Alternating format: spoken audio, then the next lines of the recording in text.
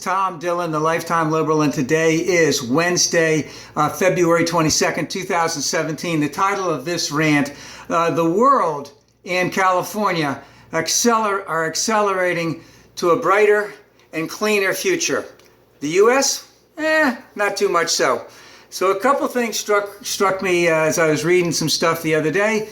Tired of talking about Mr. Minority, so number one, I'm going to give three things. Number one, Germany has officially banned meat from their state functions. So Germany is seeing the wave of the future. They're banning meat. They're indicating to their citizens we need to have less meat, not necessarily, again, we're never going to cut out meat, but we don't have to have it at every single meal. And we're going to practice what we preach, and at all state dinners from now on, no meat. Now, that's political. There will be some pushback, but this is what's going on right now. Now, it brings up some very relevant points here in terms of global climate change and what we can do about it, and that has a lot to do with our eating habits, in the sense that we know that meat, as a byproduct of meat, there's a lot of methane gas. Methane gas is 86 times more toxic than regular carbon dioxide. So the less meat we eat, the less cow farts are all over the world. Cow pies all over the world for a cleaner environment. And of course, this is just a small step. But China is big on this. China's got to feed over 1 billion people. They know the destructiveness of methane gas. They are making strong steps towards it. Many European countries are doing the same.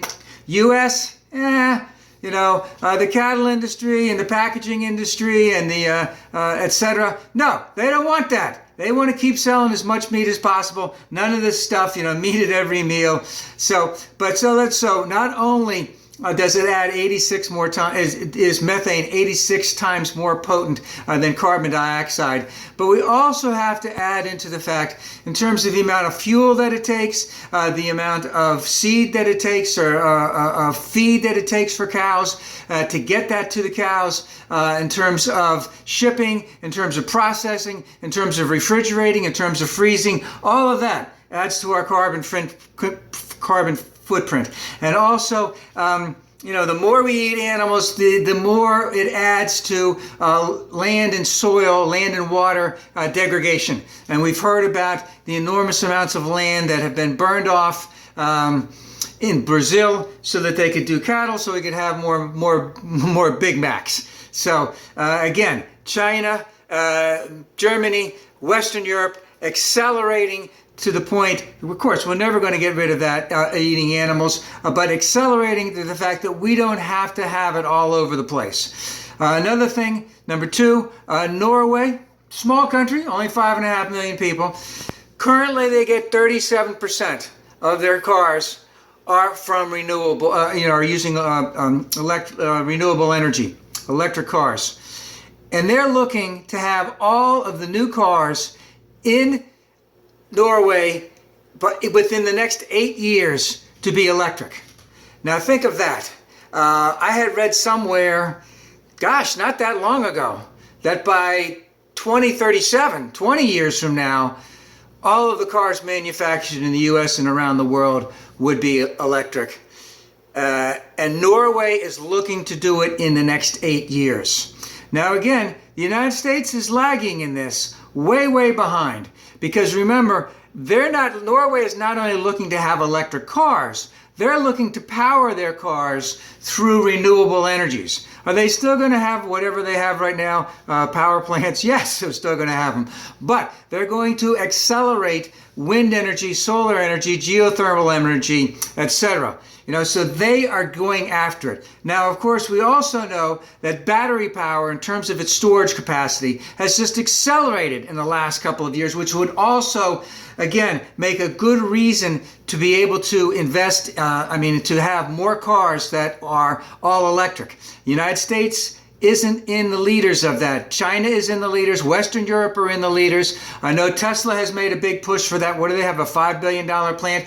They're pushing for increased battery storage, which we can use across a whole spectrum of things. But in terms of U.S. policy, it's really not there. It's not there, and we're lagging, behind. When will the United States take the lead? Remember, Jimmy Carter put solar energy on the White House in the late 1970s and said that he wanted this nation to be energy independent by 2010. He gave a 30-year time frame. And we haven't even gotten remotely close to doing it, because as soon as Reagan came in, down came the solar panels and more tax deductions, tax breaks for big oil, big gas, etc. Another thing that the United States is lagging on, we need to pick up the pace on all of that. Third thing, whoops, almost fell back there.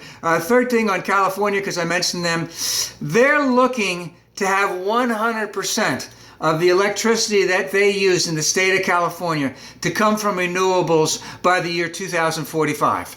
So that's a little bit less than 30 years from right now. They currently have on the books that they want to get 50% of their energy from electric by the year 2030. And there's a new bill out to say, hey, we know what's going on. We're having tremendous strides and increases in battery capacity and battery storage. There's tremendous strides in terms of increased usage of solar energy, wind energy, geothermal energy. We can do this 5 years earlier. We can get to 50% of all of our electricity coming from renewables by the year 2025. So what does this mean when I'm talking about renewables, talking about Norway, China, Western Europe, same thing with California? It's talking about more jobs. It's talking about solar jobs. Solar jobs are far more solar jobs in the United States right now than there are coal jobs. And it's going to continue to increase in terms of the manufacturing of the solar panels and in terms of the incredible need for installation people all over the United States to installing this. Geothermal energy, wind energy, etc. Increased jobs, increased productivity, increase in GDP. All of those things are good for America. We're lagging way, way behind.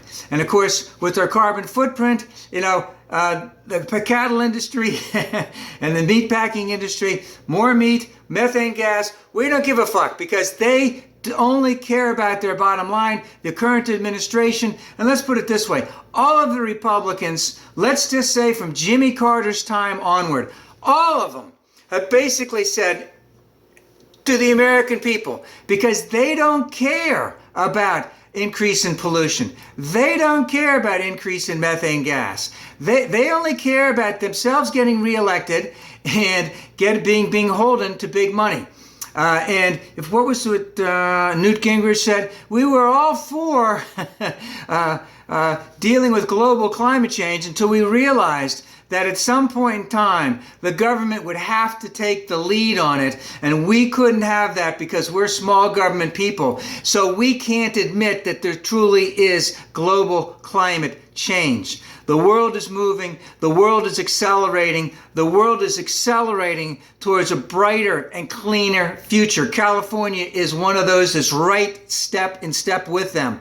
The rest of the U.S., now let's get one other thing straight. The rest of the U.S., by terms of government policy, especially with this administration, will be lagging. Plenty of red areas, plenty of areas in red states, cities in red states, they're accelerating. They know what's going on. Same thing with blue states, same thing with areas in blue states, same thing with cities in blue states. They're all accelerating. But we need a policy to accelerate this as fast as we can humanly possible. And with that, we have to have the direction of the federal government. And this current administration is taking us backwards.